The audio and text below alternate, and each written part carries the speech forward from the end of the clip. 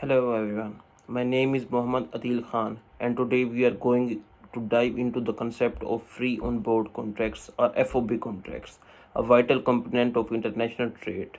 By the end of this session, you'll all have a clear understanding of what FOB contracts entail, the duties of buyers and sellers, relevant legal principles, available remedies, and their advantages and disadvantages.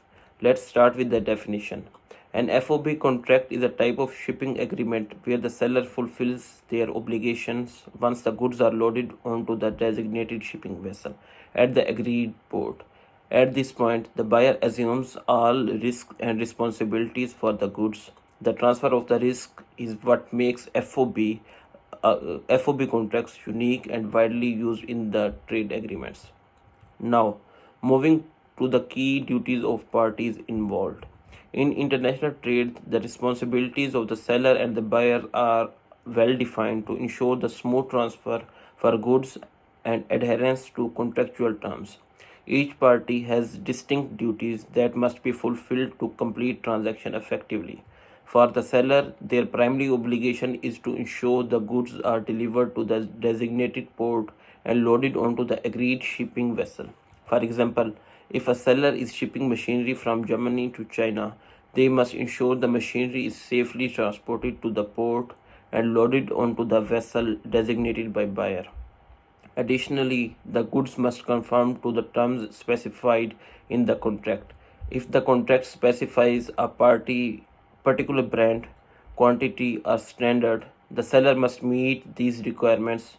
For instance, if the agreement specifies delivery of Model X smartphones, providing Model Y would constitute a breach of contract. Seller must also provide crucial shipping documents such as the bills of lading and invoice.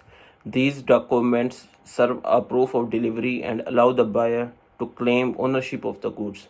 Without these documents, the buyer might face difficulties in custom clearance or legal ownership disputes. On the other hand, the buyer also have a significant responsibilities. They are primarily required to arrange and pay for shipping vessels that will transport for the goods. For example, if a buyer in India is importing textile products from Turkey, it is their responsibility to hire a shipping company to handle the transportation. Once the goods are loaded onto the vessel, the risk of loss or damage transfers to the buyer. This means that if the goods are damaged during the transit due to rough seas, the buyer must bear the financial consequences. Lastly, the buyer must pay for the goods according to agreed terms in the contract. For example, if a payment terms specify that the buyer must pay within 30 days of receiving the invoice, the buyer must adhere to this timeline to avoid legal disputes or penalties. Now, let's discuss the legal framework and key cases that provide clarity on free on board contracts often used in international trade. Number 1. Bahrain versus India Navigation Co. Limited 1954. This case sets a precedent that under FOB terms, the seller's responsibilities include loading the goods onto the buyer's nominated ship.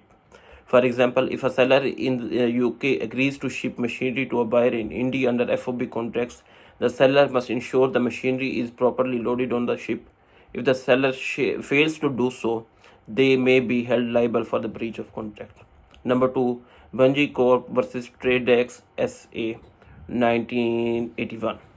This case emphasizes the importance of strict adherence to delivery deadlines and the requirements to provide proper notice. For example, a wheat exporter in the US shipping to a buyer in France must give clear notice of when the goods will be loaded. Missing the deadline or failing to notify could result in the buyer rejecting the shipment or claiming damages. FOB contracts and Incoterms Rules 2020. These rules, developed by the International Chamber of Commerce (ICC), define the obligations of buyers and sellers in FOB contracts. For instance, they clarify the seller must deliver the goods, clear them for export, and load them onto the buyer's vessels, while the buyer assumes all risk once the goods are loaded. For example, a furniture manufacturer in Vietnam exporting to Australia under FOB terms must load the furniture on the ship and ensure export clearance. From the point, the Australian buyer assumes responsibility for the shipping and import costs. There was a supplementary legislation, Sales of Goods Act 1979 in the UK. This act complements FOB contracts by ensuring fairness and clarity. For example, it implies that goods must be of satisfactory quality and fit for purpose, even in FOB agreements. If a seller ships substandard goods under a FOB contract, the buyer can claim breach of implied terms under the Act, even if the buyer assumes risks after loading. Now let's explore remedies available under FOB contracts for buyers and sellers. FOB contracts outline specific remedies for both buyers and sellers in cases where obligations are not met. These remedies are designed to ensure fairness and legal resources in the international trade. Buyer's remedies.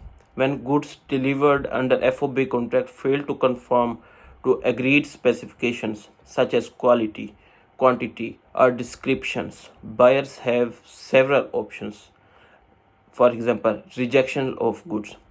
Buyers can reject non-conforming goods. For instance, if a buyer orders 1,000 units of electronic components but receives defective or mismatched items, they are entitled to refuse acceptance. Number 2, claiming damages. Buyers can claim the compensation for losses incurred during the breach. For example, if the non-conforming goods lead to production delays or loss of businesses, buyers can sue for financial damages to cover the losses. These remedies protects buyers from financial or operational harm caused by the non-compliance with contract terms. Now moving on to the seller's remedies. Sellers also have safeguards under FOB contracts, one of which is claiming payment. If the goods are delivered as per the contract but the buyer fails to pay, the seller can demand payment. For instance, a seller shipping textiles may claim the agreed payment once the goods are loaded onto the buyer's vessel. Recovering damages. If the buyer breaches their obligations, for example, failing to provide a vessel for shipping or refusing delivery without valid reason, the seller can recover associated losses. For example, a seller forced to store goods due to buyer's failure to arrange timely shipping can claim the compensation for storage costs and other related expenses. There are some advantages and some disadvantages of FOB contracts. One of the advantages is that clear division of responsibilities. FOB terms clearly define when the risk transfer from the seller to the buyer. Other advantage is legal framework. FOB contracts are supported by well-established laws. Disadvantages include buyer's risks, complexity in shipping arrangements. To conclude my talk, FOB contracts are vital instruments in global trading, offering a structured approach to transferring risks and responsibilities between buyers and sellers. By clearly delineating duties and remedies, they promote fairness and predictability. However, successful use of FOB terms requires a thorough understanding of the associated legal obligations, risks, and procedural complexities. Whether you are a buyer seeking to protect against defective goods or a seller aiming to ensure timely payment, mastering FOB principles can significantly enhance your ability to navigate international commerce effectively. Thank you very much.